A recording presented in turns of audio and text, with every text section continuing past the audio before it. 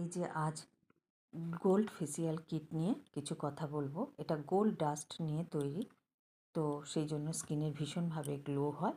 তো স্টেপগুলো একটুখানি দেখব। এর মধ্যে 6টা স্টেপ থাকে, 1 2 3 4 5 6। তো এই যে 1 মানে ক্লিনজার, তারপরে স্ক্রাব, তারপরে জেল দেখতে পাচ্ছ নিশ্চয়ই, ক্রিম, তারপরে জেল, তারপরে মাস্ক। এটা জেল, এই যে জেল, তারপরে মাস্ক, দেন লাস্ট সিরাম।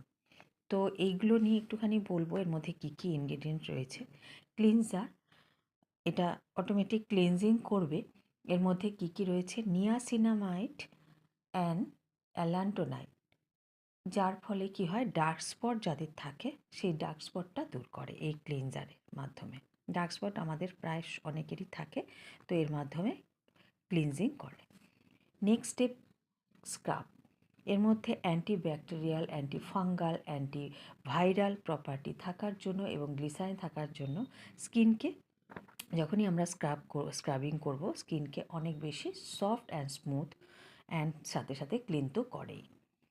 নেক্সট স্টেপ যাচ্ছে আমরা,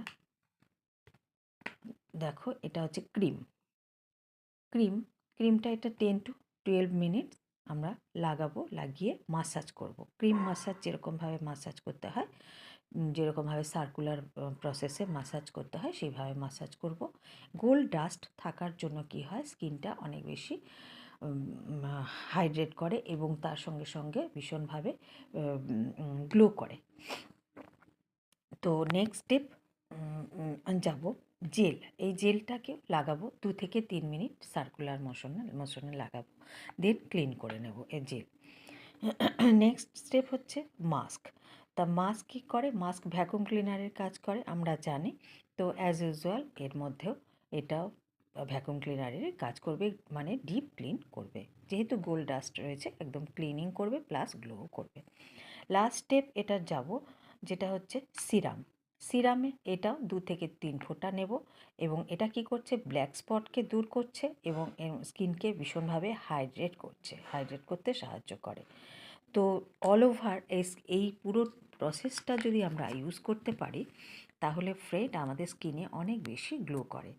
তো এটা অনেক ইজি এবং এটা কিন্তু এফোর্ডেবল, মানে আমাদের পকেট ফ্রেন্ডলি। এটার প্রাইস, টোটাল প্যাকেজটার, এটার এইভাবে কার্ডবোর্ডে যখন আসছে, এটা প্রাইস 250।